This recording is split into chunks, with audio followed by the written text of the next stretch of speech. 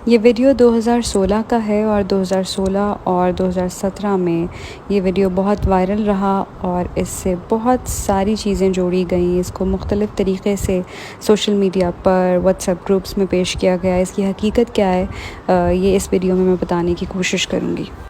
3 सितंबर 2016 को पाकिस्तान तहरीक इंसाफ की रैली थी जिसमें क्रेन से रिपोर्टिंग करते हुए एक लड़की नीचे जा गिरी थी और वो लड़की थी मैं। तो अस्सलाम वालेकुम, मैं हूँ इर्ज़ा खान और आप देख रहे हैं मेरा यूट्यूब चैनल। आज की वीडियो बनाने के लिए मैं थोड़ी सी नर्वस हूँ क्योंकि मुझे वो एक्सपीरियंस रीलिव करना पड़ेगा जो मेरे लिए बहुत ही ट्रोमैटिक था, या फिर ये कह सकते हैं कि मेरे लिए नियर डेथ एक्सपीरियंस था।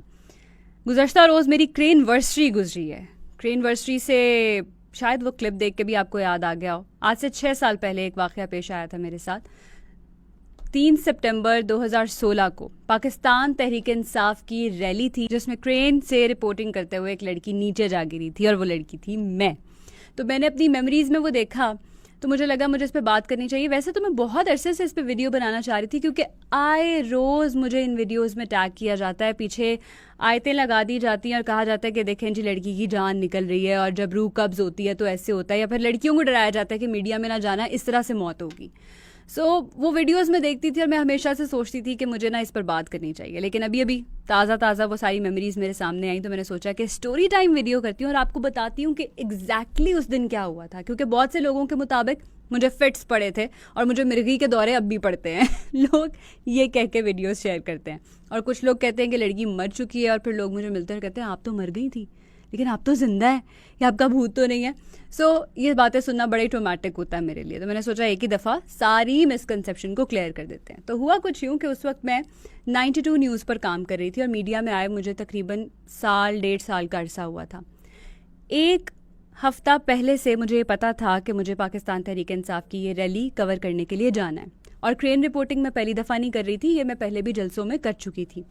आई वॉज वेरी कॉन्फिडेंट और वो दौर वो था कि जब मैं बहुत ही ज़्यादा पैशनेट थी और आउटडोर रिपोर्टिंग तो मुझे अभी भी करना बहुत पसंद है, तो उस टाइम तो मैं बहुत ही पैशनेट थी क्योंकि नई नई मीडिया में आई थी। लेकिन उस दिन जब मैं सोकर उठी तो मुझे पता चला कि मेरी तबीयत तो बहुत ख़राब है। डॉक्टर के पास गई, उसने मुझे कहा कि आपको फूड पॉइजनिंग है, तो इंजेक्शन लगाया, उसने दवा दी और कहा कि घर जाके सो जाइएगा।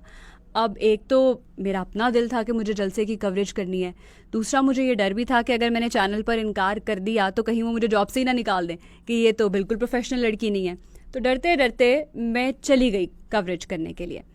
अब क्रेन पर बैठी हूँ रिपोर्टिंग करने के लिए और 15 से 20 फीट की हाइट थी ज़मीन से।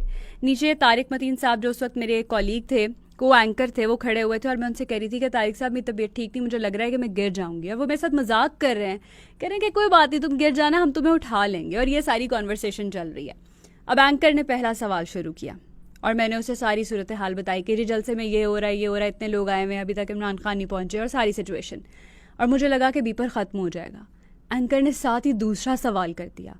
अब जब दूसरा सवाल शुरू हुआ तो मुझे लगा कि अब कोई गड़बड़ है, मैं गिर जाऊंगी या कुछ हो जाएगा या मुझे चक्कर आ रहे हैं। लेकिन उस टाइम पे आप कैमरे पे कट हैं, आप हाथ नहीं हिला सकते कि मुझसे सवाल ना करो, कुछ बोल नहीं सकते क्योंकि आपका माइक ऑन है। तो मैं उन्हें कोई साइन दे ही नहीं सकी। अब जब उसने सवाल किया तो मैंने बड़ी हिम्मत से पूरी करेज गैदर की और मैंने कहा कि नहीं मैं जवाब दूंगी। लेकिन अगर आप वो सुने तो पहला ही जो जुमला मैंने बोलना शुरू किया वही गलत है। असल फैमिली यहाँ से पहुंच चुकी है, फैमिलीज पता नहीं क्या फैमिलीज करते करते मेरी आंखें ऊपर चढ़ गई और मैं जाकर नीचे गिरी। मुझे सिर्फ इतना याद है कि मैंने उसे जवाब देना शुरू किया, उसके बाद मुझे कुछ भी याद नहीं है।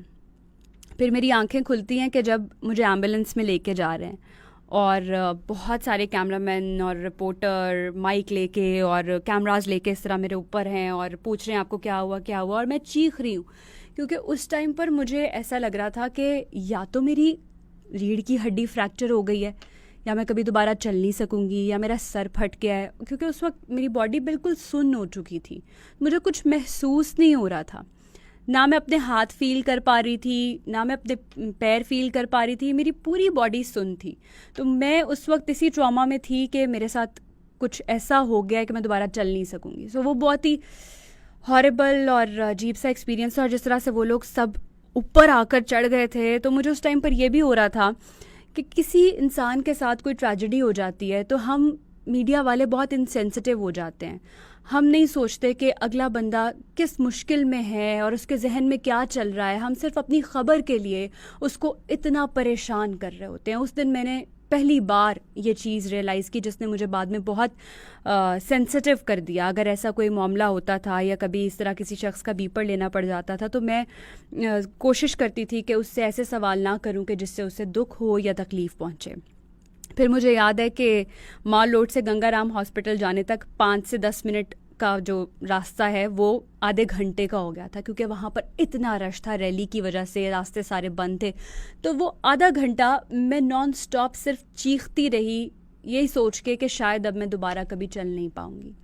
लेकिन अल्लाह का लाख लाख लाख शुक्र है, मैं समझती हूँ कि कोई मुआजिज़ा था या दुआएं थीं लोगों की, मेरी फैमिली की मेरे साथ, कि मुझे कुछ भी नहीं हुआ। बहुत सारे लोग कहते हैं कि तुम्हारे साथ कोई गार्डियन एंजल है जिसने तुम्हें प्रोटेक्ट किया, और मुझे लगता है कि बिल्कुल ठीक बात है।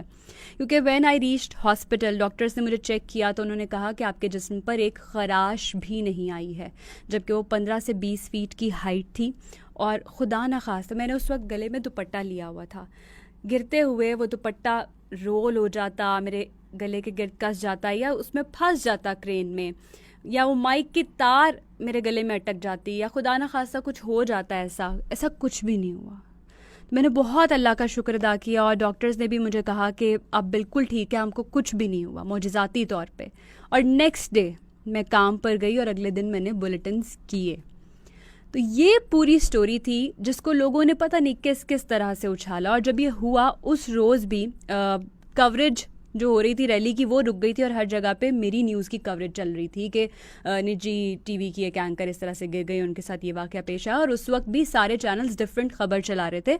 तो मैंने ये भी रियलाइज़ किया कि मैं एक बंदी जो कि मीडिया से हूँ, जिस तक सबका एक्सेस है, मुझे सब जानते हैं, वो मेरे बारे में गलत खबरें चला रहे हैं कि इर्जा को तो फला कितने टांके लगे, उसकी तो क्रिटिकल कंडीशन है, उसको तो बचना नामुमकिन है, पता नहीं क्या क्या खबरें चल रही थी। इवन कुछ चैनल्स पे मेरा नाम गलत लिया जा रहा था जबकि वो सब लोग मुझे जानते थे। तो कितनी सच्चाई होती है इनकी खबरों में और कितनी एग्जैजरेशन होती है वो भी मुझे पता चला। खैर वो सबको पता है अब, लेकिन ये होता है। तो हर चीज़ जो आप टीवी पर या सोशल मीडिया पर देखते हैं उस पर यकीन नहीं करना चाहिए। फिर व्हाट्सएप पे जिस तरह से इस न्यूज़ को सर्कुलेट किया गया, एग्जैक्टली 1 साल बाद, ये वाक़या पुराना हो गया, 1 साल बाद इस वाक़े ने दोबारा से हाइप पकड़ी। लेकिन इस दफ़ा ये पाकिस्तान में नहीं हुआ, ये हुआ इंडिया में। इंडिया में ये एग्जैक्टली 1 साल बाद क्रेनवर्सरी पर ही न्यूज़ इतना सर्कुलेट होना शुरू हुई। लेकिन उन्होंने क्या किया कि इसकी तह तक पहुँचे। वो मेरे सोशल मीडिया हैंडल्स पर गए, उन्होंने देखा कि ये लड़की तो ज़िंदा है, इसके बारे में ये खबर गलत फैली हुई है। उन्होंने मुझे बीपर पे लिया। मुझे याद है इंडिया टीवी ने एग्जैक्टली 12 मिनट का पैकेज चलाया था मेरे ऊपर कि क्या वाक़या हुआ था और इस वक्त मैं कहाँ पर काम कर रही हूँ। एनडीटीवी ने भी मेरा लाइव बीपर लिया।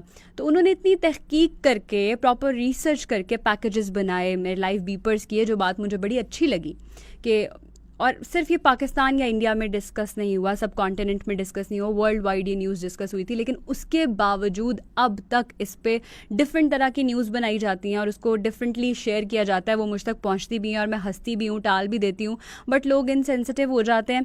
एंड आई होप कि इस वीडियो के थ्रू मैंने बहुत सारे लोगों के मिसकनसेप्शंस क्लियर किए होंगे।